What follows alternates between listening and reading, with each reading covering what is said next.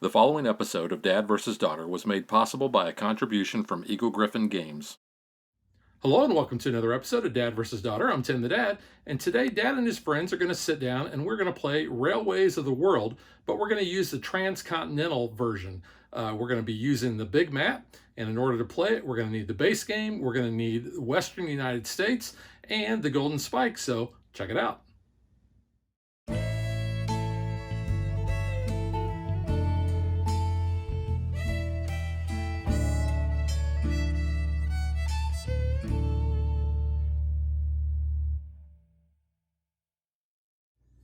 Now the Golden Spike set is going to come with these cards.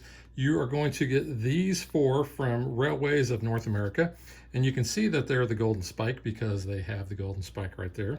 So you're going to see we have Dodge City Service Bounty, Elko Service Bounty, Buffalo Service Bounty, and Little Rock Service Bounty. And then we also have 12 Baron cards, and again, they are denoted by the Golden Spike on there. So you can see those.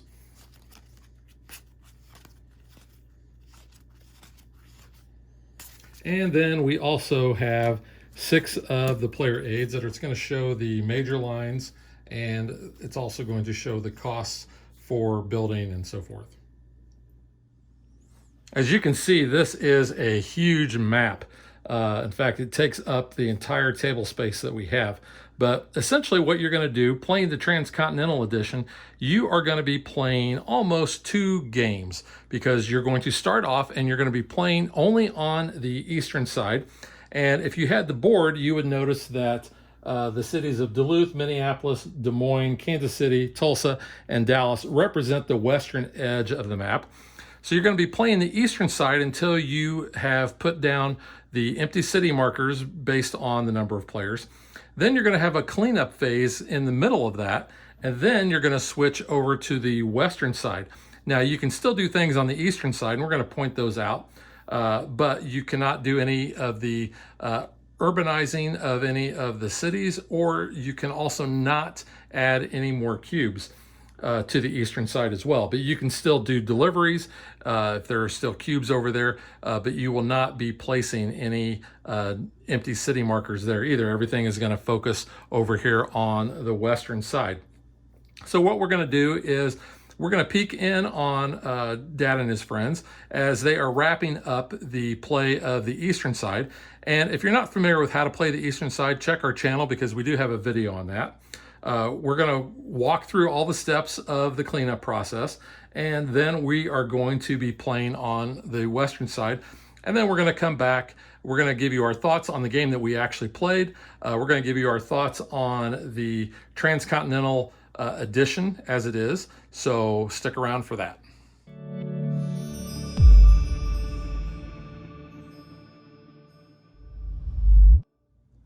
All right, so we just hit the halfway point in our game. We have all of the empty city markers used on the eastern half. So now we're ready to do kind of the cleanup round between shifting from east to west. So one thing we can actually do is we can get rid of our bonds. Now it's going to cost us victory points, and the first bond is going to cost us 2 points, the next bond costs us 3, and so on. This can be done simultaneously, so anyone who wants to basically get rid of their bonds and set their marker back on the scoring track can do so now. I have 2 bonds, so that would, if I want to get rid of both of those, would cost me 5 points. I'm going to go ahead and do that. So I will move my marker back 5, and I will get rid of those bonds. So you get rid of 3. 9 points. I'll get rid of my 1 bond for 2 points, please. I'm going to get rid of, at the end of the game, these don't really count against you. It just has to do with your income throughout the entire game. Yeah. So you still subtract for the points. Yeah. But it's So, only 1. but it's only 1 as compared to the, that's going to be 2, 3, it'd be 4 if I get rid of that, right? Yeah. So, okay, I'll get rid of 2 for 5. Okay. So the next part of the cleanup that we're going to do is we're actually going to remove all of the empty city markers from the eastern side of the board, and those will be used when we play on the west, and that'll be the end of game trigger. So you start with 6 and then 2 per player, so we actually have 14. So we're just going to remove those off the board. We leave all of our trains, we leave all the cubes and everything else as it is on the eastern side. The next thing we're going to do is we are going to populate the western cities with our goods cubes. So the next thing we're going to do is any of the unclaimed eastern U.S. cards we're going to remove. So we only had one of those. We'll get rid of that. And then we're going to put out, we're going to shuffle the western U.S. cards. We're not going to use the 4 starting ones. Those are going to be put back in the box, which I've already done. But what we're going to do is we're going to lay out 2 cards per player. So since we're playing a 4-player game, we're going to put 8 new cards out from the western deck. And this is the railroad operation deck. So now that we've got everything set up, we're ready to actually start playing on the western side. We can still play on the eastern side. We can still deliver goods. We cannot, however, put new good cubes out, and we cannot urbanize on the eastern side of the board. We can still do all that on the western side, just not on the eastern side. So we're going to go ahead and start up playing on the western side, and then we're going to come back and join you when we get a little closer to the end of the game. We are pretty close to getting done. We have 5 empty city markers left to put out, but as you can see, the eastern side is full. We've got fuel depots out. People are all up to level 8s on their trains, and we are ready to do the bidding. I am first since I was first player last turn. I'm going to bid 1,000. Yeah, I'll go 2. 3. Out. Pass. Pass. Yeah. So Go. They go. All right. change the turn order here. Oh no. I may have made a boo-boo. It's all right. It's yeah. It's on camera. Yep. That's always good. So I had intentionally intended to use this in Minneapolis. Since we are on the western half of the board, we can no longer do New City on the eastern cities. That's right. But Minneapolis is part of Eastern. Yeah. Yes, Oh, it is. yeah, they really need a line. You forgot it. So, what we're going to do instead is,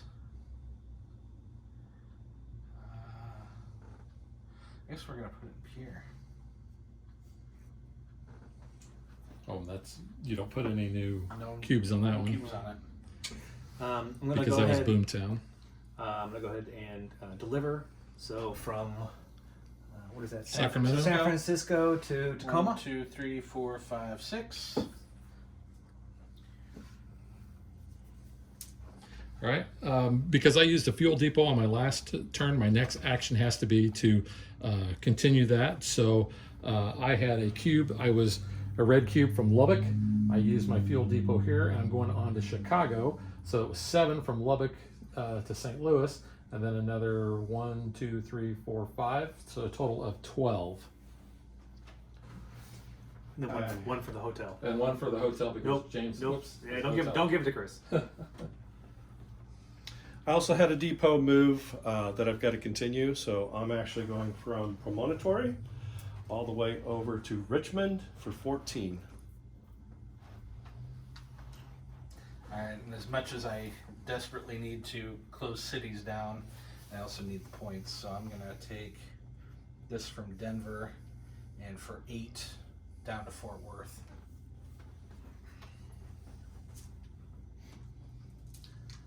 And then I'll take the last red cube and deliver it from San Fran to Tacoma for 6.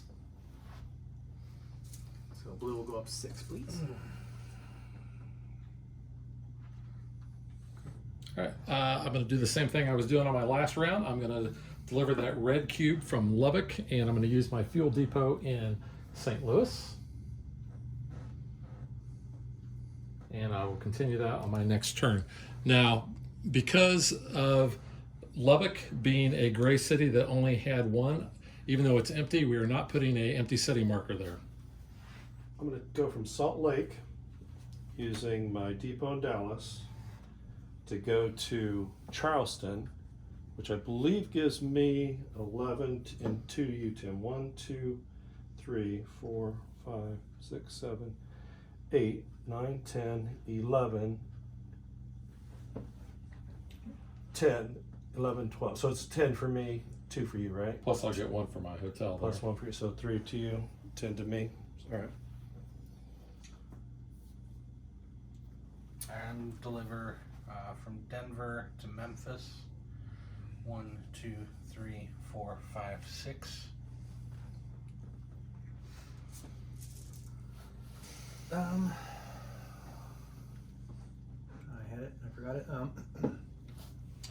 Los Angeles. How much is it to get here for the black cube to get to 1, 2, 3, 4, 5, 6, 7. 7, please then. 7 4. And so I'm up to lap. 200. Up to 200. Wow. All right, well, I have to finish delivering this. So that's another 5 to Chicago. So it's 11 total, or 12 total. I don't give any more. And then 1 for Chicago. And yeah, 1 for Chicago for your hotel. And Hefe, you are finishing your last Yeah, one. 10 for which me. is 10 for you and 3 for you. 3 for me.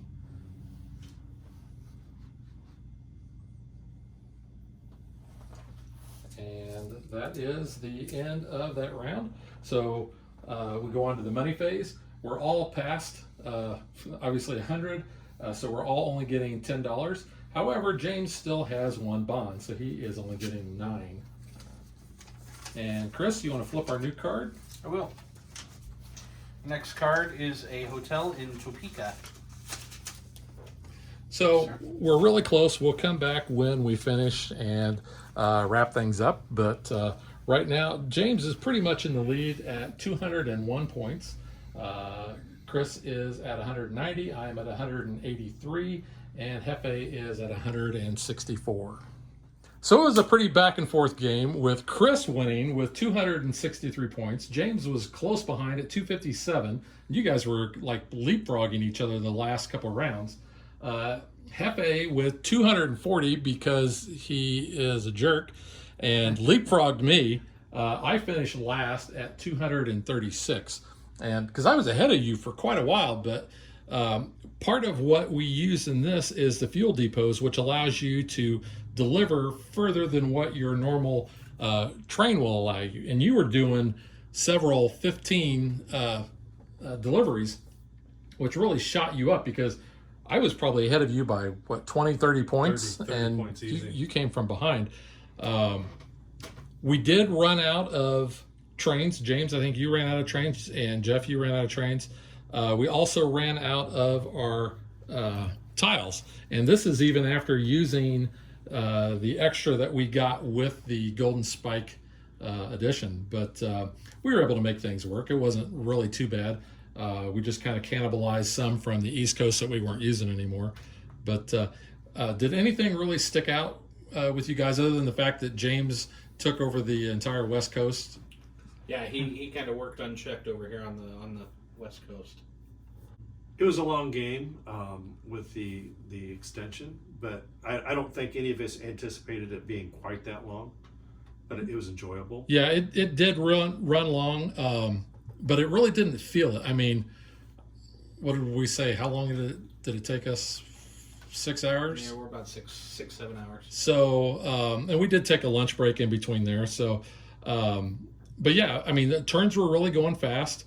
You know, I don't think we really had any downtime at all. Nobody had any AP. So the game just kept, you know, rolling. So there was no issues there. But it was a lot of fun. Even though I finished last, kind of like what I just told these guys, and maybe this is because I did finish last, is that to me, it doesn't matter who wins or loses. It's the enjoyment you have along the way of playing the game. And I certainly had a blast playing it.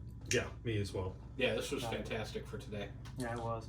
I was actually kind of surprised because after the second half unlocked, your revenue per turn drops to $10 per round, right? Well, for the most part, once you get past that on the scoreboard, yeah. Right, right. And I thought for sure that heading into this West Coast with all the mountains that we were just going to come to a grinding halt.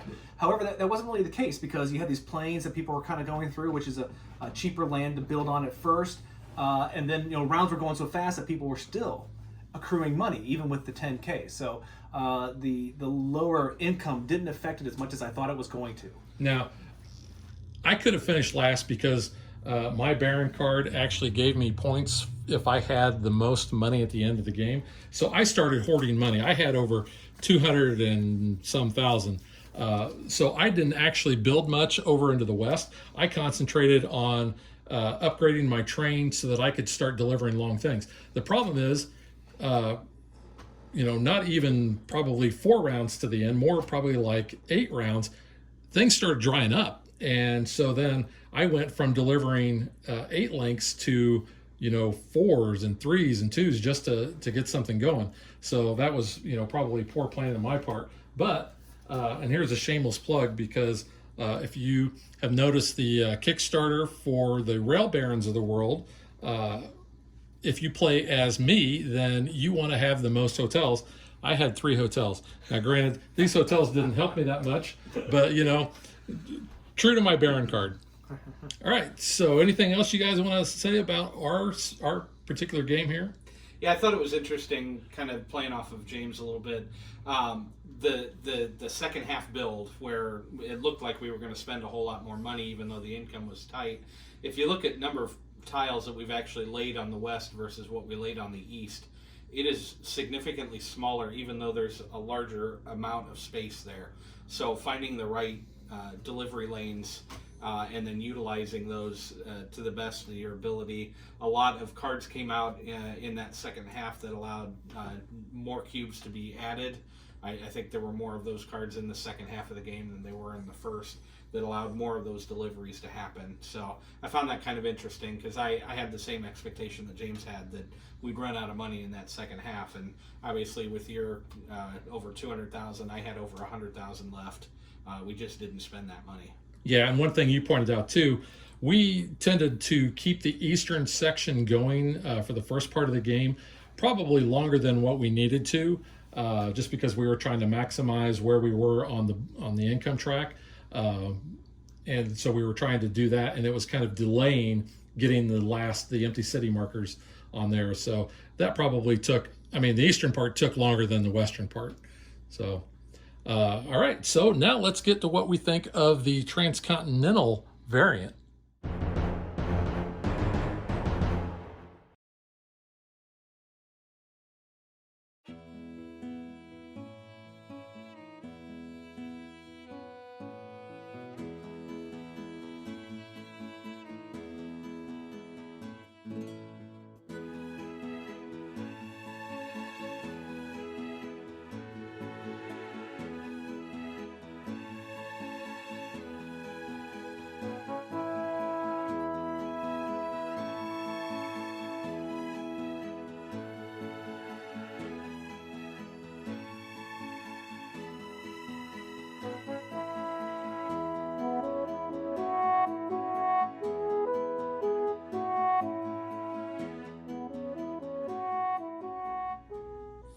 All right, so my thoughts on the Transcontinental Edition, like we pointed out, it is a longer game, but it didn't feel like it.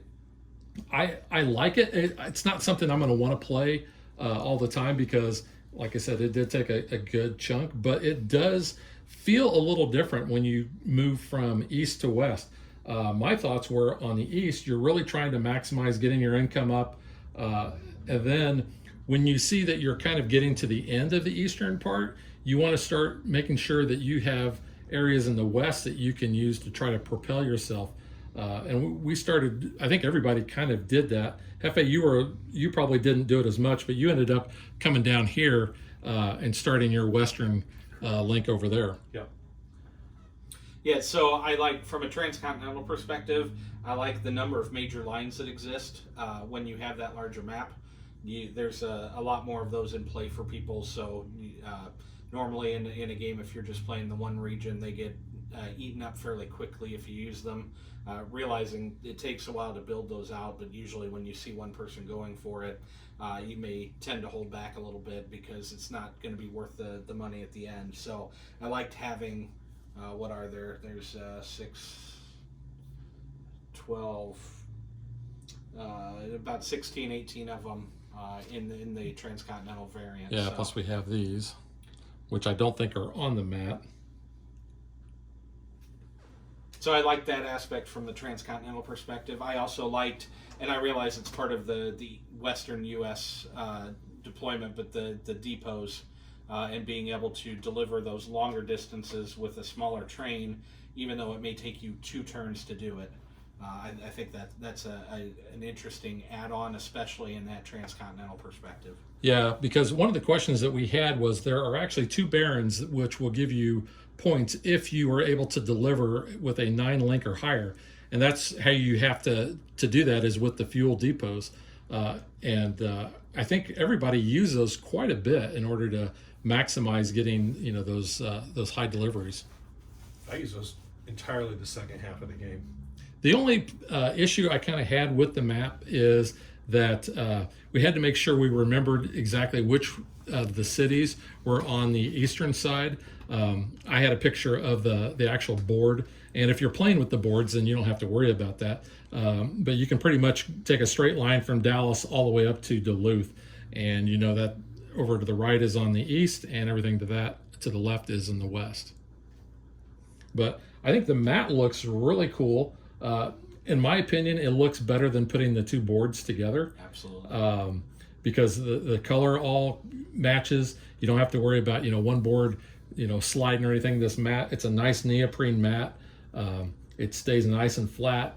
Nothing really was moving on it at all, so didn't have any problem with disrupting anything. Yeah, I agree.